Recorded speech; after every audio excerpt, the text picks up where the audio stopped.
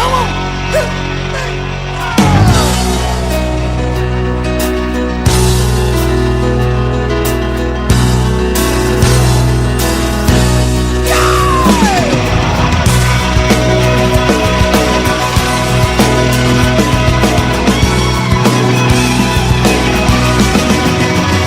Well, good morning and welcome back to the Broadcast Retirement Network. I'm Jeff Snyder, and this is BRN Sunday for Sunday, December 4th, 2022. Hope you're having a wonderful Sunday and a great weekend. We've got members of the media, academia, financial services, and government standing by as we analyze all the news and events for the week. So sit back, relax, enjoy this episode of BRN Sunday. I'll be here when you are ready. Roll with the changes. Yeah, yeah. We're going to kick the week off with a look at what's happening on Capitol Hill in terms of litigation, legislation, regulation. Joining us on the line, you know them as the Legal Eagles, but they are also known as David Levine, Kevin Walsh. Both are principals with Groom Law Group. That's an employee benefits law firm based in Washington, D.C. Gentlemen, great to talk to you. Happy post-Thanksgiving, and great to have you on the program this morning. Thanks for having us on, Jeff. It's always good to be on, and we're gonna get through December, and hopefully we'll see some legislation, regulation, and a little bit less litigation. Your mouth to you know whose ear. David, great to talk to you. Why don't you kick us off? What's top of mind for you? I know you want to touch on Secure for a second. Sure. This week we're unveiling something new with the Eagles, which is, our Flash Secure 2.0 status meter. And will it pass? Will it not? This is obviously taking up all the bookmakers' time in Vegas at this point, because we know this is the most exciting thing out there. But at least for being with you, Jeff, and the audience, we thought we'd start doing this every week. We'll kick off and give I'll give 5 more seconds. Short answer, Secure 2.0. Some members have actually been out there saying they're concerned it won't pass. I know we were probably in the 20-35% range before the election. We came up to 50. There are some people out there saying 90%. I'm going to hold on 50 to 55% for this week because there's a lot of stuff to get worked through, and Congress has a lot of other stuff to do. So I don't think it's a done deal. Kevin, what's your quick odds, and then we can move on to something more meaty. 56%. Okay. I feel like I'm on The Price is Right. I'm going to say 55. That way, or actually, I'm going to say $1. But anyway, Jeff. Yeah. Can I ask one follow-up question, and I'll let you get into ESG?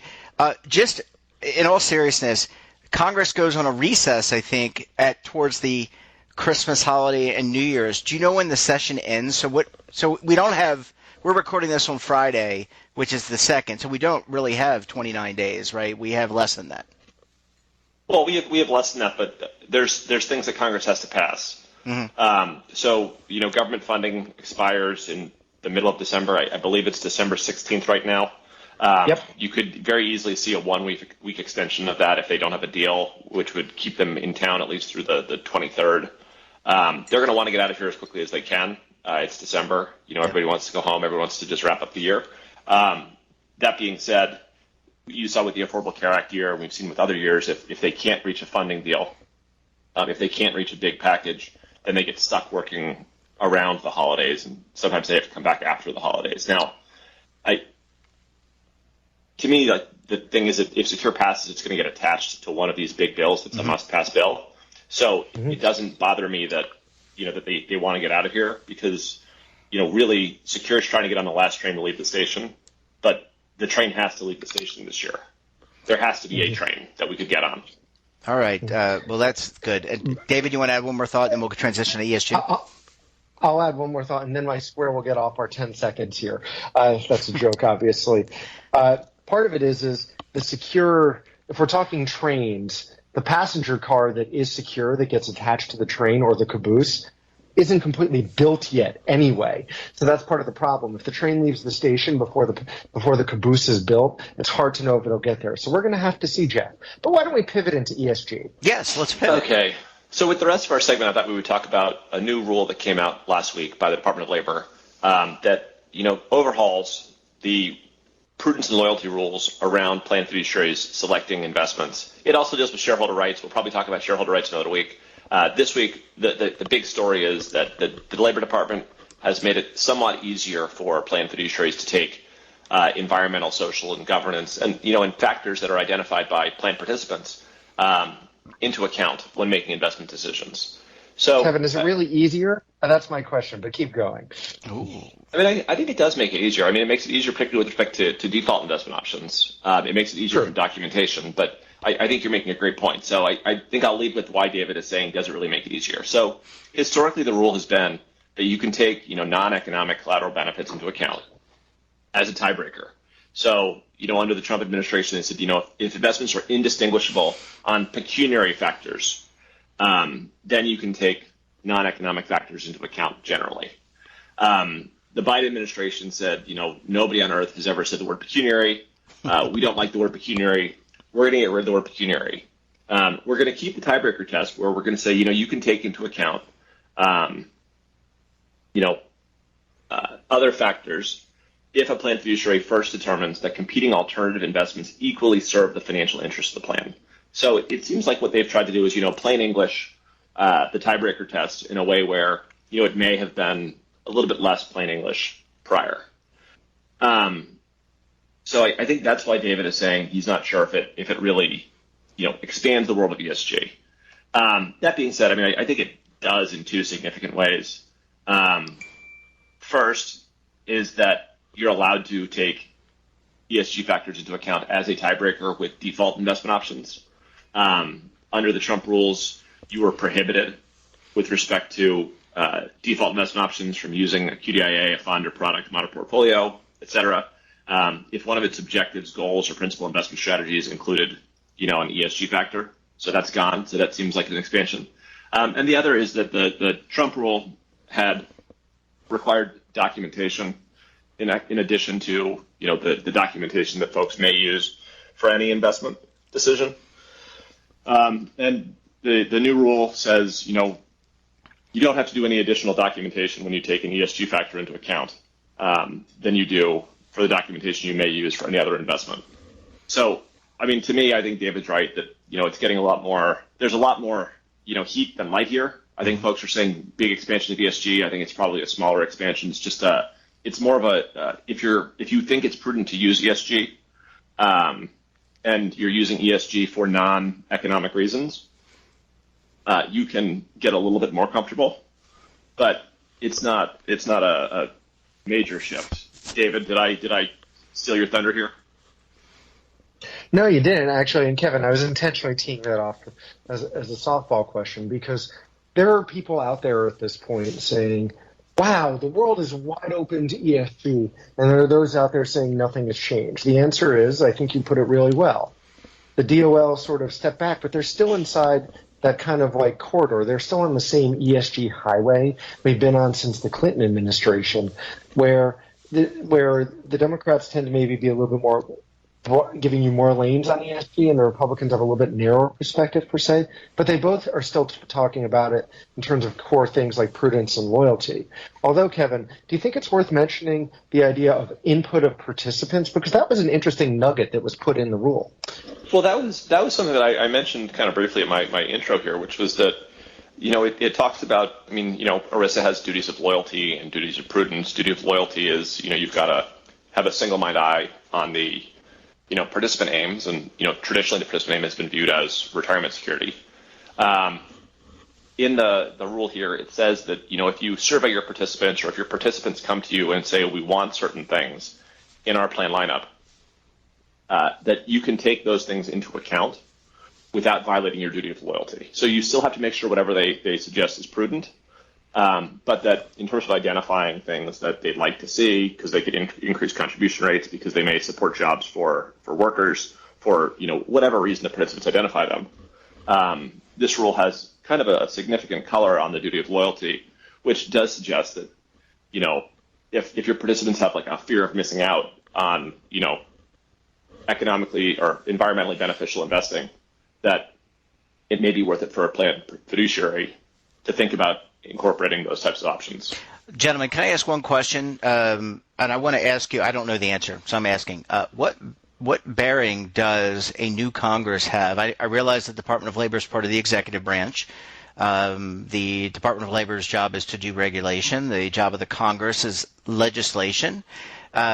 Is there any bearing on January and a new Congress, meaning a new House of Representatives taking control? Does that have any bearing on this rule? Because you have talked on and on, not on and on. You have talked repeatedly about this topic through the years, that it's kind of ebbed and flows depending on who, I guess, is in control of the White House and maybe other branches. But does that have a bearing at all on these rules, or are these set in stone and can't be rolled back, so that it is what it is? Kevin, I'll jump in first. I'm sure you have a comment too. We already know that there are some out there, and a number of them are Republicans, that have made it very clear that they think that the Trump ESG guidance should be what the law of the land is. And there's certainly, with a Republican-led House, going to be the ability for investigations, the ability to bring Marty Walsh up on the Hill to testify, ask some strong questions, and there will be legislation introduced, almost guaranteed, to potentially walk back some of these. Now, the reality is you have a Democratic Senate and you have a Democratic White House. So the odds of any of this being changed through like the Congressional Review Act, like what we had at the start of the Trump administration, slim to none. But there's always the chance that a future administration could unwind this, and there could be pressure. And also, there's a real division here. You could tell we try to really focus on sort of a pure analytical here. But if you look at it, there's some jurisdictions around the country where they do not agree with this perspective, and I think you're seeing a lot of that discussion. So I think that it will be a robust discussion. But in terms of setting the rules for ERISA plans, the DOL has it for now, and Congress may weigh in and may have some strong words to say back. But this is a regulation at this point. Kevin? Kev, did we lose you? Are you muted? Did I silence Kevin? That would be amazing. I don't know if Kevin's still. We may have lost Kevin. Well, Kevin, I think you are muted. Kevin dropped off. So, well, David, I think we're going to leave it there. Really appreciate yours and Kevin's insight, and I think it's some more to come. We're really thoughtful, or really hopeful. Hi, Kevin, you're back again, and I was going to just wrapping up the segment. I just want to say I think we're really hopeful that Secure 2.0 gets on the agenda. I guess we'll have to wait and see. We'll check back over to you next week. Until then, have a great rest of your weekend, and we'll talk to you again very soon. Gentlemen. Hey, thank you so much, everybody. Thank you, listeners. Bye-bye. But if you're tired of the same. Imagine a new television network that will make you richer, healthier, and in control of your financial future.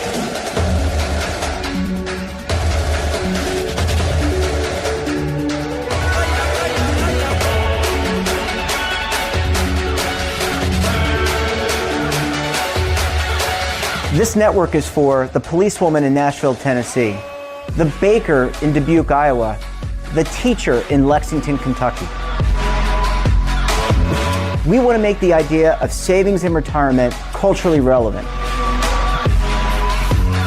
But what do you see as a defining issue of the midterms? Especially for the smaller businesses. I mean, they are the lifeblood of the American economy.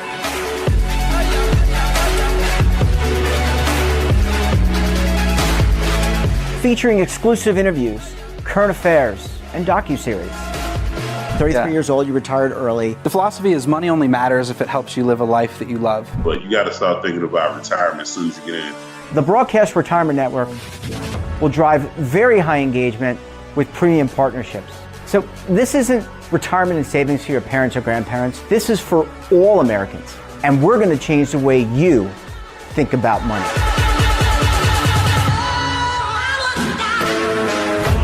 Welcome to the next frontier of retirement and savings.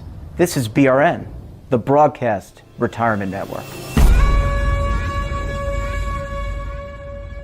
Are you stuck with a low credit score? A credit report and score that's causing you to be denied credit or pay higher interest rates than others for the same things? Then do what Terrence did and call Credit Repaired for your free credit evaluation to help restore your credit. I started thinking about buying a new house, and my score wasn't where I needed it to be. I called and spoke with one of the representatives, and we just had a good conversation, and I liked what he was saying.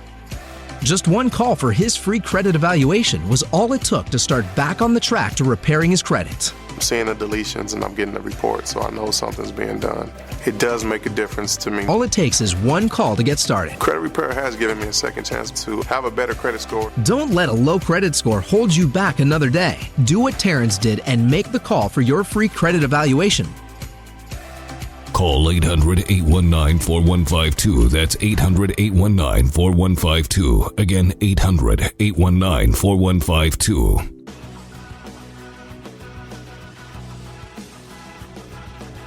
Welcome back. Now we're going to close out the show with a look at what is happening with the markets and the economy. And joining me on the line, he is the lead anchor for the TD Ameritrade Network, Oliver Rennick. Oliver, great to talk to you. I hope you had a wonderful Thanksgiving. Thanks for making some time this afternoon. Appreciate it. Likewise. All right, let's jump in. I think there was some new economic data. You want to start there? And by the way, I want to preface our segment just to say, we're not here to provide any investment advice. We're just here to kind of take a snapshot through Oliver's analysis. He covers this stuff day in and day out for the TD Ameritrade Network. So with that as context, just want to remind the audience that, Oliver, why don't you give us your assessment of at least the economic numbers that just came out? So this week we had two big highlights, and they were in somewhat of opposite directions. On Wednesday, we saw Thursday, we saw manufacturing numbers, PMI and ISM data that were the first contracting figures in basically almost 3 years since the COVID crisis began. They dropped below 50, contraction in the manufacturing economy, and that's not a good sign. And we can talk about the market response in a second. So that was one batch of data. And then the other data, of course, was the jobs report employment situation on Friday, which showed shockingly strong employment figures, and that included quite a bit of surprisingly strong wage growth. So those are your two big economic highlights. Okay, so with that kind of diametrically opposed data, and I think many economists and I guess market followers, and maybe some of whom have been featured on your show, they're probably confused by this. I know I am, just as a layperson. But there has been the hints of a recession potentially in 2023. Here we are coming up in the end of 2022. What does this mean? How did the markets process both the manufacturing data, and we're talking on Friday afternoon just to be completely transparent, so we don't know how the market will end, but how have markets synthesized that data, and what has it meant? So this is what was pretty interesting this week is first a little bit of context, which is over the past year, there has been a pretty reliable response to data that has been fairly inverse for the stock market. So when data has been strong and better than expected, stocks have often sold off and gone down. When data has been weak, equities have generally been strong and rallied in response because of the implications of the Federal Reserve's aggression in fighting inflation moves alongside the data. So if data is strong, the implications of the Fed will have to be aggressive, hike rates, tighten the economy, and that's not good for stock valuations. And so bad data, which potentially could lead to a slowing economy, which you would expect to also slow inflation, could actually provide relief to the stock market because then the Fed doesn't have to hike rates as much. This is happening because the stock market got so expensive during COVID. This is not generally how it works. Stocks move on earnings and valuations, and ultimately earnings drive the course of the market over the long term. But when valuations get very extreme, the stock market can become very disconnected from the economy. And so that's where we've had this situation where bad data has often been good for the stock market. So with that said, Thursday's numbers that were bad actually did not necessarily lead to a sell-off, but they led to some market weakness, and we were down on the day. And the market tried to rally early on in the day because Wednesday we had a big jump in the market after Jay Powell essentially confirmed that he'll drop the next interest rate hike for this month from 75 to 50 basis points. And the market loved that on Wednesday, rallied big. But then on Thursday, the rally stopped because of these bad economic data points, which kind of makes you scratch your head if you've been watching the relationships over the past year, because you'd say, wait, this bad data should be even more evidence that the Fed will slow down. But that wasn't the case. So you have to be careful about projecting too much from a single day, because then again on Friday, we had an early sell-off in the stock market after that good data, which looked a little bit more of the traditional response. But not to make things too complicated, we also had some pretty discouraging semiconductor earnings on Friday that were arguably a bigger part of the tech sell-off that we got on Friday. So focusing back on Thursday for a second, now I'm kind of bouncing around, but the more important thing I think this week is the fact that the stock market couldn't rally on Thursday, even with the dovish Fed tone on Wednesday and the bad data on Thursday, which would all seemingly point to a slower Fed, which is generally what has always gotten stocks to go higher. And so the fact that we didn't do that on Thursday or Friday suggests that investors are now becoming perhaps a little bit more attentive to the risk of economic decline, as opposed to inflation being the paramount concern. If the underlying economic growth becomes the paramount concern, then bad data might just be bad for the market. And so we have to be very aware of the potential for that relationship to change a little bit, because if it does, if bad data starts turning into bad returns in stocks, then that's probably a sign that the market's telling us the economy is in real trouble. And so we do need to be aware of that right now. Oliver, I want to ask you about tech. That was a driver, through our conversations over the last several years. That was a real driver for the economy.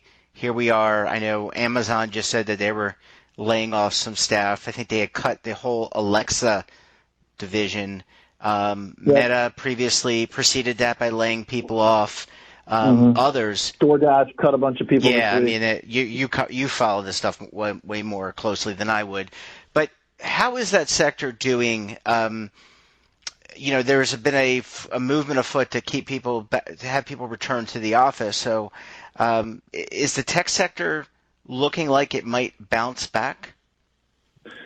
Well, they're trying to by way of making these cuts, but these cuts are basically confirming that the extreme boom in growth and revenue from the COVID period is going to be impossible to sustain. The growth rates at online advertising companies, online e-commerce businesses, cloud stocks, and anything that was connected to the stay-at-home economy, the growth that they saw during 2020 was so extreme that it will probably never be reached ever again. That's my view. And I think there's good reason behind that. Just think about any business that needed to function during COVID, if they needed a security program for people to log in remotely, okay? Any business that wanted to remain open and functioning had to then find a salesperson from one of these enterprise software companies and buy the service. Think about Slack, right? Think about we here use Slack and now we don't use it anymore. And so all of these services saw this huge adoption rate. And even though some places may not be canceling them, they're already a customer. And so the customer base has never been more committed already. So the potential addressable market that's left out there shrank incredibly during COVID. And so these companies have to cut salespeople. And while that's going to help them tourniquet the bleeding, it is not going to revive sales. So you can't revive sales once you cut salespeople. So this is more just like an admission that this sector is in a major lull until whenever the next big economic cycle is, which I mean, it could be in a year, it could be in 10 years. And so the fact that these companies are making cuts really is not something to be celebrated. The stock market gives them the benefit of the doubt on the day that they make some of these announcements, because it means that the next quarter it won't be as bad, but it is an admission that we are in a major cyclical downswing. Last question. I want to ask you, you made me think about streaming, because what made me think of that is that you were talking about there aren't a lot of customers in the tech world that aren't already using tech. Well, in streaming, I mean, Netflix pretty much has as many subscribers as it's going to have, at least here in the States. Maybe there are some in other countries, like in emerging markets. Because they had their first actual decline. Yeah, and so what does that mean? You look at Disney, Bob Iger returning to lead Disney. They ousted or I don't know if he resigned or he was ousted. They ousted their former CEO. But how do you look at the streaming and OTT market in particular? Well, I think that's actually a very really good point and an astute observation you make about Netflix, because Netflix was one of the most obvious examples of this very early on. So early in 2022, it became very clear that there was probably no simpler way to assess the boom and bust nature of the COVID world and COVID economy than Netflix, because it was the only entertainment available to us at home, basically.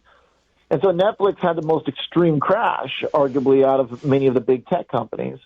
And actually, it's had a pretty good, now 3 months or so. The stock's been trading higher. Some people are upgrading it. It's an important one to watch, because if Netflix can really go on a meaningfully long, sustained rally and maybe get back to where it was at the beginning of this year, sometime next year, then that would be a sign that, maybe we really have kind of seen a trough in some of these principles that I'm talking about in the underlying economy. However, I would say that in the moment, the story for streaming is more about profitability now.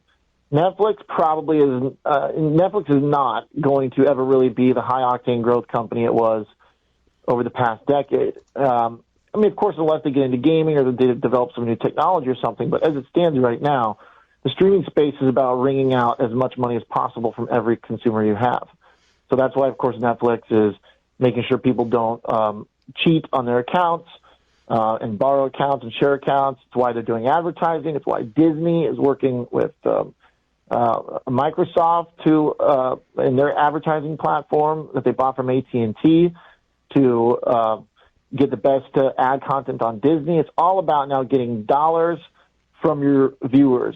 And that's why Netflix 5 years from now will probably be a great company, most likely, but it'll be a very different company. It'll be more like a dividend-paying telecom stock of this new world we live in now, as opposed to a high-growth company. It'll be more like a utility, an entertainment utility. But Oliver, don't you think, and the problem with all these streaming services is the quality of the content. I mean, yeah, they can spend billions of dollars on content, but the content, I mean, I guess, it's up to the beholder, but the content really isn't that great.